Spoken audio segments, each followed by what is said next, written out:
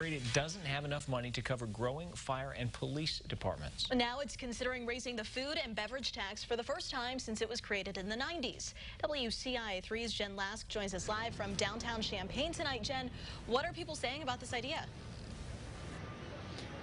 The city is considering a 2% increase on its food and beverage tax, and some of the people I spoke to said that wouldn't stop them from going out to restaurants and bars, but others said they'd have to think twice.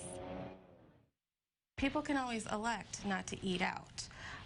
It's much harder to elect not to pay your heat or gas. That's why Champaign Finance Director Kay Neese says the city should consider increasing its food and beverage tax, which would affect restaurants, bars, and gas stations where meals are served. Neese says the city's population has grown, but its staffing has shrunk. Now, departments including fire and police say they need more people to keep up with calls. And after state lawmakers approved a continuation of a 5% income tax cut this year, we realized we didn't have enough funds available in order to pay for all of those needs. So, Champaign began looking for ways to trim its budget and bring in more money. It's also a tax that is paid by both residents as well as visitors. And visitors also use city services too. So it was a good way to capture back some of those costs that we bear from visitors coming into the city. The increase would bring its food and beverage tax to 2.5% total, meaning if you spend $5 on a drink, you'd be taxed 12 cents. Would that tax stop people from going out in Champaign? It just depends on who you ask. Generally, people, like to eat out.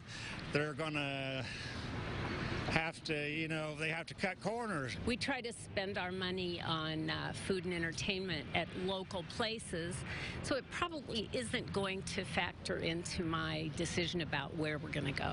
Neese says ultimately people want more public services in Champaign, but that comes at a cost. In order to be able to be fiscally responsible, we need to find a way to meet those services in a way that will maintain our AAA bond rating.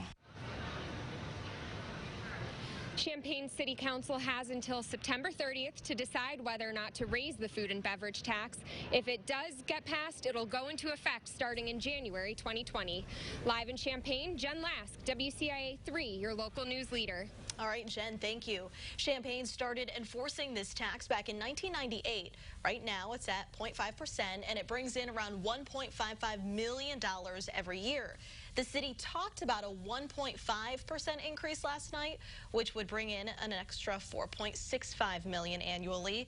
At a 2% increase, which the council is leaning toward, it would generate an extra $6.2 million a year.